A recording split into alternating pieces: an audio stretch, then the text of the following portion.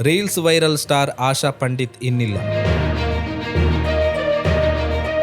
ತಮ್ಮ ಅಭಿಮಾನಿಗಳನ್ನು ಬೈಯುತ್ತಲೇ ಇನ್ಸ್ಟಾಗ್ರಾಂನಲ್ಲಿ ಹವಾ ಎಬ್ಬಿಸಿದ್ದ ನಾಗೂರಿ ನಿವಾಸಿ ಆಶಾ ಪಂಡಿತ್ ಇಂದು ನಸುಕಿನ ಜಾವ ಹೃದಯಾಘಾತದಿಂದ ನಿಧನರಾಗಿದ್ದಾರೆ.